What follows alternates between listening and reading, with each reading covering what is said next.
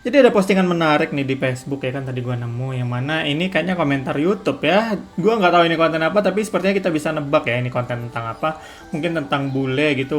ke Indonesia dan warga yang nanggapin kurang bisa bahasa Inggris ya. Di sini ada dua persepsi ya kan. Yang satu itu pentingnya belajar basic English biar nggak pelangap-longo kalau ada turis. Dan yang kedua bisa dimaklumi jika mereka tidak bisa berbahasa Inggris. Karena bahasa Inggris bukan bahasa mereka. Para wisatawan justru harus bisa berbahasa Indonesia sederhana. Ini menarik sih. Kalau gue yang dulu, gue udah jelas pasti tanpa ditanyakan lagi tuh yang atas ya. Penting menurut gue bahasa Inggris gitu. Gue pribadi pernah punya pengalaman ngalamin apa waktu jaga stand di sebuah masjid yang juga menjadi tempat wisata gitu dan ada bule entah dari mana gue nggak nanya pula waktu itu ya kan ya tentunya gue waktu itu sok-sok melayani dengan bahasa Inggris ya gue juga nggak tahu sebagus apa bahasa Inggris gue waktu itu tapi rasanya kayak kacau banget gitu tapi dia somehow masih ngerti sih dan akhirnya ya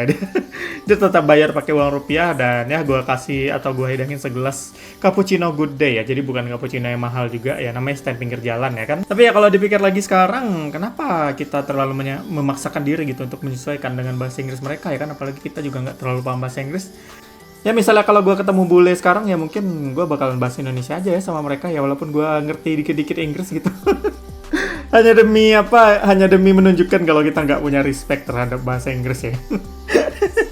mungkin gue bakal lebih prefer berbahasa Indonesia dengan mereka ya walaupun mereka nggak ngerti sama-sama nggak ngerti lah ujung-ujungnya mereka ke Indo harusnya setidaknya bisa basic bahasa Indo lah gitu itu kayaknya wajib nggak basicnya aja nggak harus apa gitu nggak harus